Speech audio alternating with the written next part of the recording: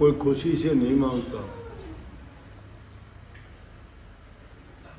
कई बार मजबूरी होती है, मांगने के लिए मजबूर हो जाता है। कबीर साहब ने कहा है कि मांगण मरण समान है, मत कोई मांगो भीख। मांगण से मरना बना रही है सतगुरु की सी, कि मांगना मरने के तुल्य है। क्यों मांगो, किससे मांगोगे? आप भी वैसे ही हो, दूसरा इंसान भी वैसा ही है। लेकिन आपके पास वो चीज नहीं है तो आप मांगते हो। देने वाले की इच्छा नहीं है और आप लेना चाहते हो।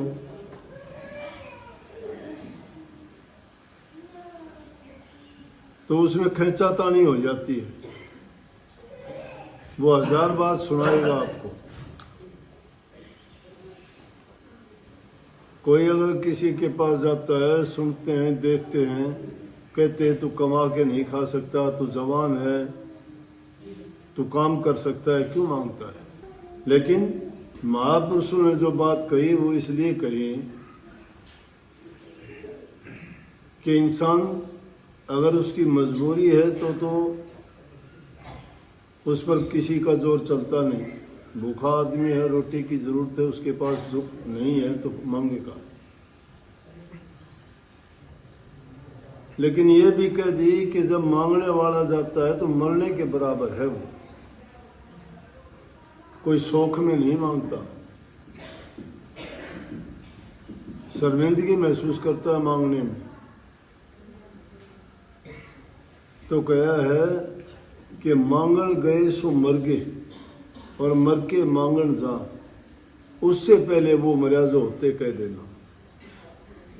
पहले कहा कि मांगण मरण समान है, लेकिन आगे ये कह दिया जो मांगने के लिए जाता है वो समझो मर के जाता है, उसका कोई कहीं भी चारा नहीं चलता जब वो मांगने के लिए जाता है। नहीं तो वो अपनी बेइज्जती करवा के कोई खुश नहीं है।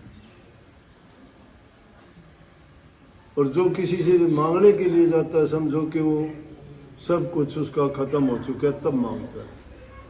लेकिन जिसके पास होते हुए कह देता है कि ना मैं नहीं देता, तो वो उससे भी पहले मरा हुआ है।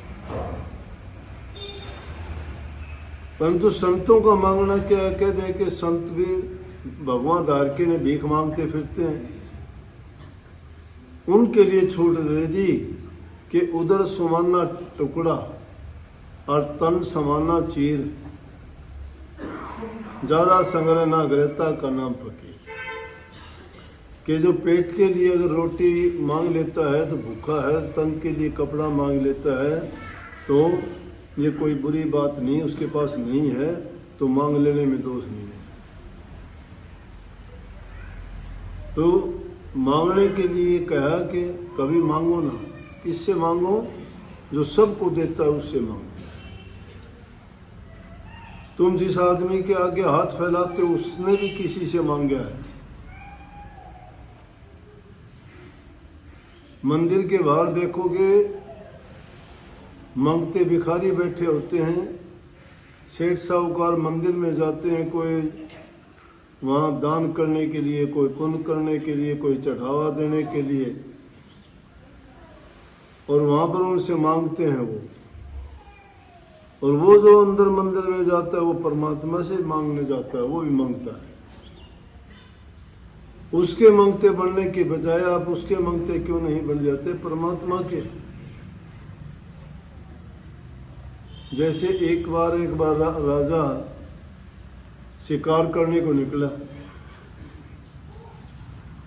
दूर जंगल में चला गया, रास्ता भटक गया, गर्मी का टाइम था, प्यास लगी, भूख लगी, बहुत परेशान हो गया। क्या करे, जंगल में कोई कुछ दिखाई नहीं दिया। इधर उधर गया तो एक किसान खेत में झोपड़ी बना के बैठा है, पानी रखा उसका, और उसने अपनी छोटी बाड़ी बो रखी है, उसमें काकड़ी, तरबूज, मतीरे, ये सब्जियां लगा रखी हैं। राजा को राहत मिली, उसके पास गया और जाके कहने लगा, भाई मुझे बहुत प्यास और भूख लगी है। उसने एक पकाया हुआ तरबूज लेके आया और राजा को देख के कहने लगा कि ये ऐसी चीज़ है कि भूख को भी मिटा देगी और प्यास को भी मिटा देगी। राजा ने तरबूज खाया, भूखा था, प्यासा था, शांति मिली, प्यास भी मिटी, भूख भी मिटी, बहुत खुश हुआ। कह दिया उसको, अगर कभी तेरे को किसी काम की जरूरत पड़े तो मेरे पास आना, मैं राजा हूं। बोले ठीक। राजा मुसलमान था लेकिन अच्छा आदमी था, 5 नमाजी मुसलमान था। बादशाह होते हुए 5 टाइम की नमाज करता था। काफी दिन गुजर के एक दिन उसने सोचा, राजा कह के गया था चल राजा के पास चलते हैं, कोई काम पड़ गया कि उसने कहा था कोई काम हो तो बताना। गया, जाके कहने लगा, भाई अंदर जाने लगा, दरबारों ने रोक लिया।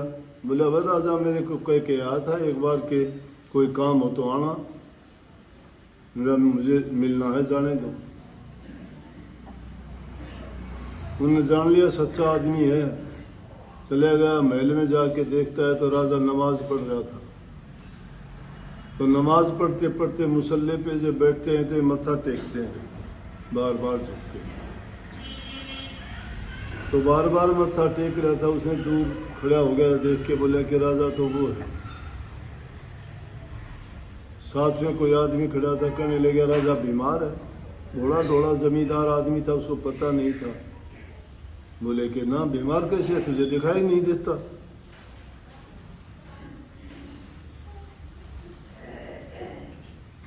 ये नमाज पढ़ रहा है, तेरे को पता होना चाहिए, खुदा की बंदगी करता है, इसको हाथ तू कर रहे थे ना। मैं तो ये उल्टा सीधा हो रहा था, मैंने सोचा इसको तकलीफ होगी इसलिए हो रहा है ऐसे। बोला नहीं, तो खुदा की बंदगी करता है। इतनी देर में राजा भी खड़ा हो लिया।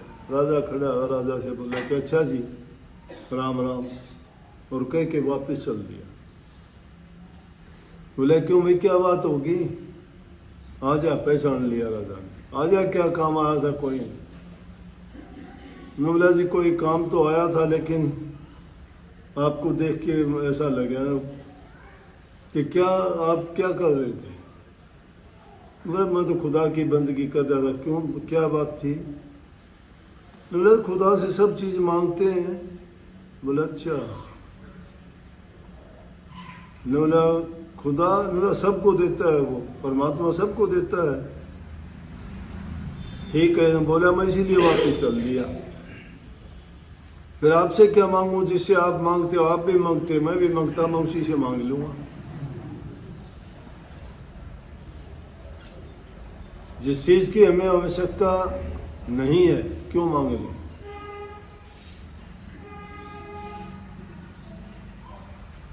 मांगना जब चाहिए आदमी मजबूर हो, हम मजबूर थोड़े हैं। अपनी हिम्मत होनी चाहिए काम करने की। दूसरे से मांगने से क्या मिल जाएगा? फिर तो एक बुरी आदत को हमने जन्म दे दिया और वो आदत पक्के हमारी प्रकृति में शामिल हो जाएगी।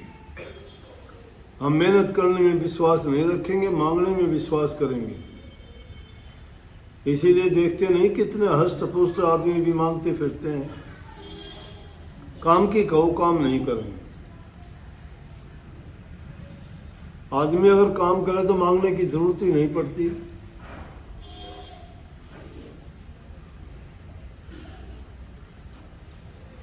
इसलिए मांगना एक बुरी आदत है, आदमी को दुर्बल बनाता है, कमजोर बनाता है, डरपोक बनाता है और आलसी बना देता है। आलसी आदमी कोई काम नहीं कर सकता। छोटे जब पढ़ा करते हम, संस्कृत की किताब थी, पढ़े तो थे 7वीं 8वीं तक की, तो उसमें था आलस्य कुत विद्या, अविद्या से कुत धनम, अधन से कुत सुखम। आलसी को विद्या कहाँ, वो विद्यार्थी के लिए था। आलसी को विद्या कहाँ, विद्या बिन धन कहाँ, धन बिना सुख कहाँ। तो सुख चाहते हो तो आलस त्याग दो। आलसी आदमी किसी भी क्षेत्र में जाएगा असफल है। आलस ना करो, अपना काम खुद करने का प्रयास करो। जहाँ तक हो सके अपना खुद काम करने की आदत डालो।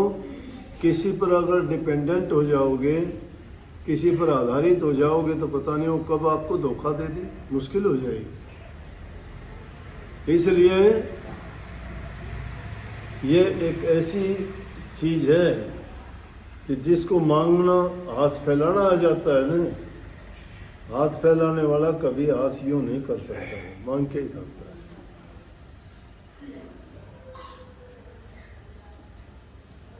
तो मांगना अच्छी बात नहीं है। और जो चीज़ अपने आप आती है उसमें दूध का गुण होता है। आया सो दूध समाना, मांग लिया सो पानी, खर्चा ताणी रक्त बराबर, ये सतगुरु की वाणी। जो खुद चीज आती है, देने से मिलती है, तो उसमें गुण दूध का है। दूध में सारे गुण हैं। भूख प्यास मिटाता है, ताकत देता है, बुद्धि देता है, बल देता है, शरीर को हष्ट पुष्ट बनाता है। सर्व गुणों से भरा हुआ है दूध। तो जो चीज़ अपने आप आती है उसमें दूध का गुण है। और मांग लिया सो पानी, तो पानी में इतने गुण नहीं है जितने दूध में है। अगर मांग लेते हैं तो इतना ही गुण है उसमें जैसे पानी का। और खेचा तानी अगर हो जाए, वो तो कह दे, वो कहना नहीं है, भाग यहाँ से। अगर उसने कुछ दे भी दिया तो यूँ समझ लो वो तो जिस प्रकार से किसी को काट के उसका रक्त निकाला जाए और वो पिया जाए, उस रक्त के बराबर चीज है। आदमी के अंदर स्वाभिमान होना चाहिए, अभिमान नहीं। अभिमान तो गिरा देता है, लेकिन स्वाभिमान आदमी को नीचा नहीं देखने देता।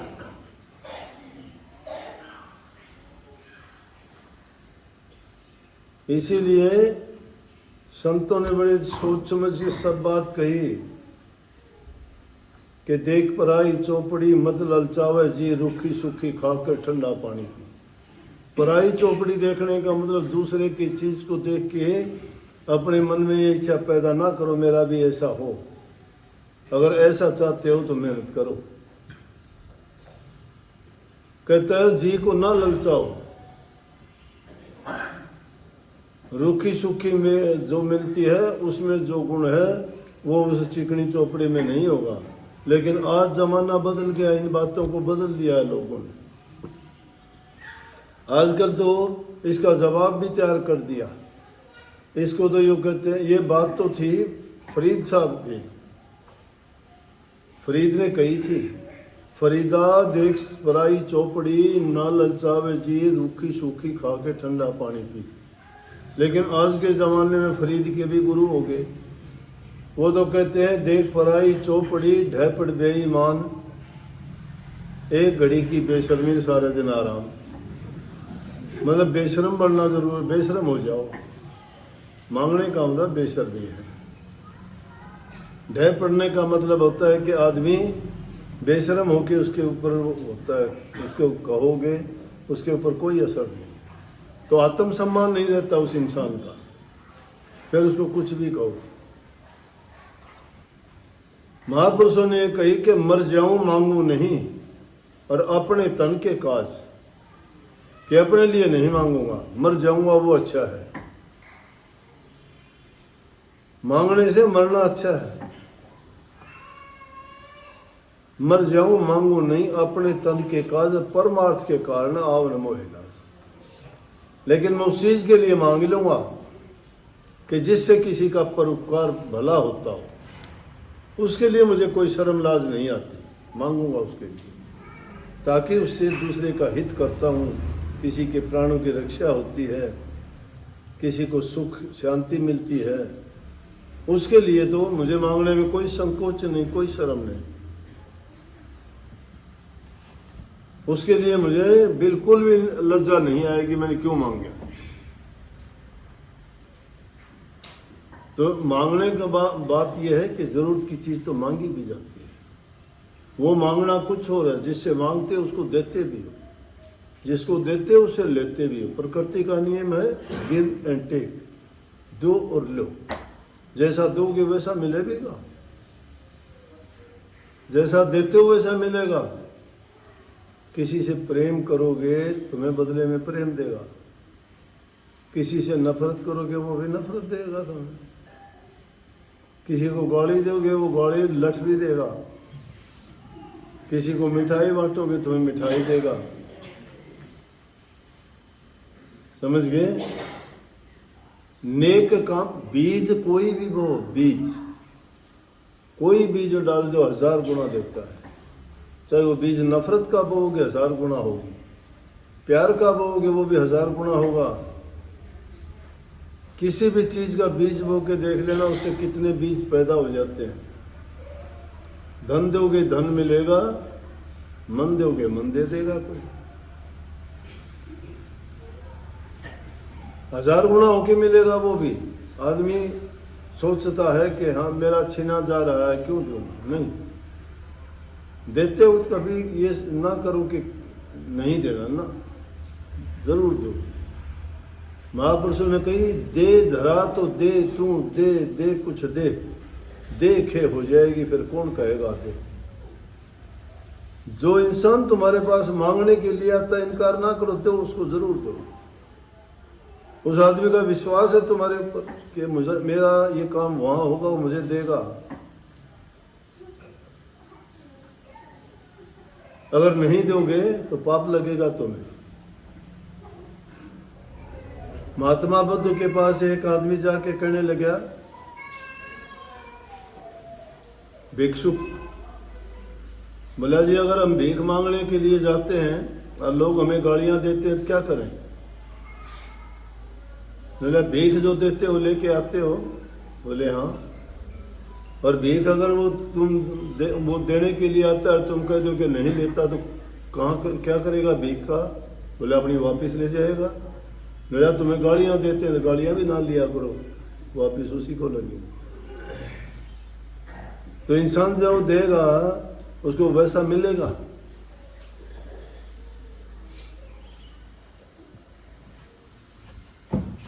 तो बात सोचने की है। देते वक्त कभी ये ना सोचो कि मेरा कुछ चला गया, गया नहीं आपका, नेक काम में लग गया। हाँ, देते वक्त ये सोचो कि वो नेक काम में लगना चाहिए, पाप कर्म में नहीं लगना चाहिए। अगर किसी को ऐसे आदमी को दे दिया कि वो मुर्गे मारता है, बकरे मारता है और दूसरे जीवों को मारता है, तो तुम्हारा भी जो है पाप में शामिल करवा दिए तुम, चाहे कितने धर्मात्मा बने बैठे रहो। लेकिन अगर किसी को दिया और उसके देने से किसी की प्राणों की रक्षा हुई, किसी की भूख प्यास मिटी, किसी का दुखी दिल था उसको शांति मिली, और उसने दुआ दी तुम्हारे लिए कि परमात्मा तेरा भला कर। जिस आदमी की मदद करते हो बदले में देता है ना, तुम्हें आशीर्वाद देता है, अच्छे वचन बोलता है, दुआ मांगता है तुम्हारे लिए, हे परमात्मा इसका भला कर। उसके सुखी मन से निकली हुई दुआ तुम्हारे लिए वरदान साबित होके आती है। इस प्रकृति में नियम है कि कोई भी की हुई हरकत खाली नहीं जाती। समुद्र के अंदर कंकर फेंक के देख लिया करो, उसकी जाल किनारों तक जाती है, रुकती नहीं, चलती रहती है। इसी प्रकार से इस वायुमंडल में जो आज भी ये लफ्ज बोले जा रहे हैं, इसमें कहीं खत्म होने वाले नहीं, आकाश में घूम रहे। एक समय आएगा ज्ञानी और विद्वान लोग ढूंढ लेंगे उनको कि किस वक्त ने किस इंसान ने क्या बोला था, वो भी रिकॉर्डिंग कर लेंगे, कोई बड़ी बात नहीं है। आज भी लाखों मीलों से हम बात करते हैं, फोन पे कोई तार जुड़ा हुआ नहीं है। कितने लोगों में ढूंढ के जिस आदमी के पास वो इंस्ट्रूमेंट है उसी से बात करवाते हैं। कितने नंबर भरे पड़े, उसी का नंबर टोल लेता है 1 सेकंड में। इस इंसान की खोपड़ी की उपज है वो। इंस्ट्रूमेंट बाहर बनाया है, सोच यहाँ थी। लेकिन उस सोच को बाहर निकाल के और फिर उसी से इससे काम लेता है। उसी सोच को अंदर में जो इंसान उसको पूरी तरह से खोजने का प्रयास करता है तो उसका कितना ज्ञान होगा। लेकिन संत ये बात बताते कि खोज अंदर की करो, लोग मूर्ख समझते हैं, करते नहीं है, इसीलिए उनको वो ज्ञान मिलता नहीं है, डामाडोल लेते हैं। अगर वो खोज करते तो दुनियादारी के झमेले से निकल जाते। तो ये बात देख लेना, रहने वाले आने वाली पीढ़ियों में बात बहुत जल्दी हो जाएगी, ज़्यादा समय लगने वाला नहीं है। उन शब्दों को पकड़ लेंगे, किस वक्त में किस आदमी ने किस तारीख में क्या बोला था, सब रिकॉर्डिंग करके बता देंगे। बहुत बहुत सबको आज